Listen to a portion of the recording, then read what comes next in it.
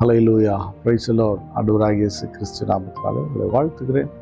கர்த்தர் உங்களை ஆசீர்வதிப்பாராக. இன்று நல்மைப்பனின் சத்தம், சங்கீதத்தின் புஸ்தகம் 12ஆம் அதிகாரம் 1ஆம் வசனத்தை நான் வாசிக்கிறேன். ரட்சியும் கர்த்தாவே, பக்தி உள்ளவன் அற்று போகிறான், உண்மை உள்ளவர்கள் மனுபுத்தில் குறைந்திருக்கிறார்கள். அவரவர் தங்கள் தோழரோடே பொய் பேசுகிறார்கள், இச்சக உதடுகளால் இருமனதாய் பேசுகிறார்கள். இது ரொம்ப கடினமான விஷயம். ரட்சியும் கர்த்தாவே, பக்தி உள்ளவன் அற்றுப்போம். இது கடைசி காலமாக இருக்கிறதுனால என்ன ஆகிட்டு இருக்குன்னா, பக்தி குறைஞ்சிக்கிட்டே இருக்கு. இதெல்லாம் பக்தி உள்ள மக்கள் பார்க்கலாம். எந்த மதத்துலையும் பார்க்கலாம்.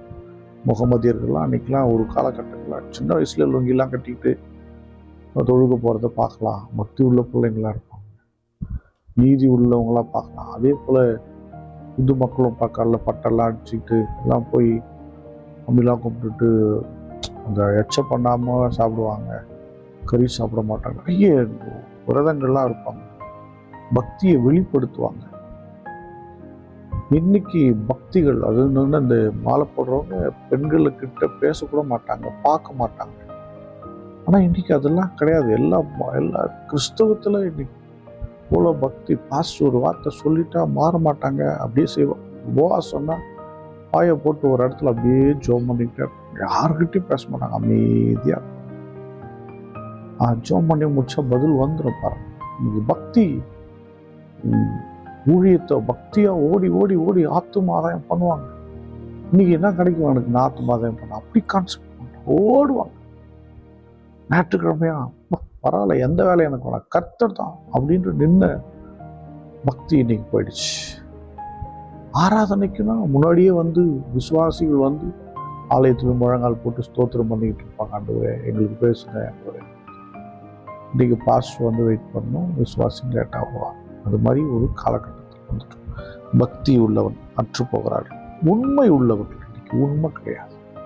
பாஸ்டர்கிட்ட பொய் ஊழியக்காரங்கிட்ட பொய்யா பேசுறது.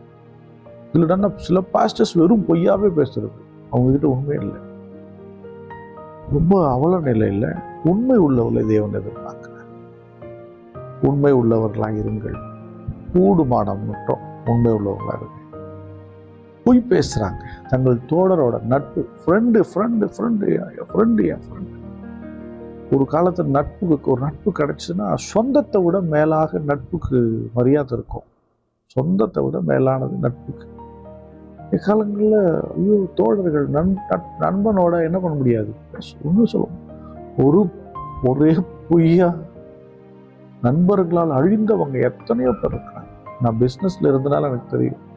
ஃப்ரெண்டுன்னு கூட்டிகிட்டு வந்து கமிஷன் வச்சு ஏமாற்றிட்டு போயிடுவான்.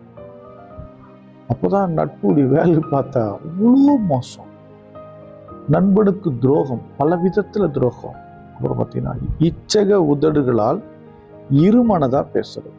இச்சக உதடுகள்னா இச்சகம் பேசுதல் அப்படின்னா ஜால்ரா போடுறது, அப்படியே கூட இருந்துக்கிட்டு அப்படி இப்படின்னு பேசி இருமனதா ரெண்டு மனசா இது ஏற்றுறதுக்கு ஏற்ற மாதிரி பேசி அப்படி பண்றது.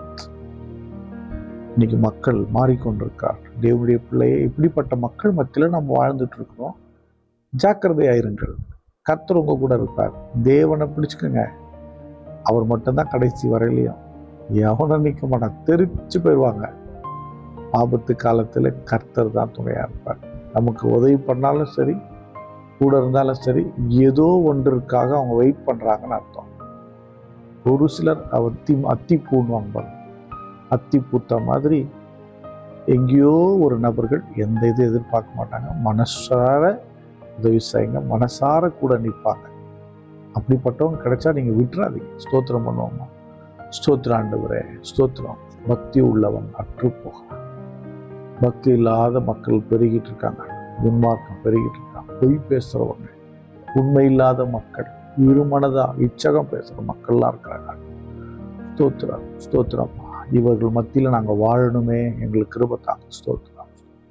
அன்பின் பிதாவே, உங்களை ஸ்தோத்திரிக்கிறோம். பொல்லாத மனிதர்கள் மத்தியில் நாங்கள் வாழ்கிறோம். பார்க்குற பிள்ளைகள் எத்தனை பிள்ளைங்க வஞ்சகமாக இருக்காங்கன்னு தெரியல. நான் யாருக்கிட்ட மாட்டிருக்கேன்னு தெரியல. எங்களை சுற்றி மோசமான மனிதர்கள் நிற்கிறார்கள். தேவனே தயவாயிரும், இரக்கமாயிரும். கிருபையாயிரம்ப்பா. ஸ்தோத்திரம், ஸ்தோத்திரம், ஸ்தோத்திரம். பார்க்கிற ஒவ்வொரு பிள்ளைகளையும் ஆசீர்வதி. ஆண்டவரே, பொல்லாங்குகளுக்கு விலக்கி பாதுகாத்துக்கொள்ளும். பொல்லாங்கின் மனிதர்களுக்கு விலக்கி பாதுகாத்து கைவிடாதிரும். ஆசீர்வதி. இயேசு கிறிஸ்துவின் நாமத்தினால் ஜெபிக்கிறேன் ஜீவனுள்ள நல்ல பிதாவே. ஆமென். God bless you. Bye bye.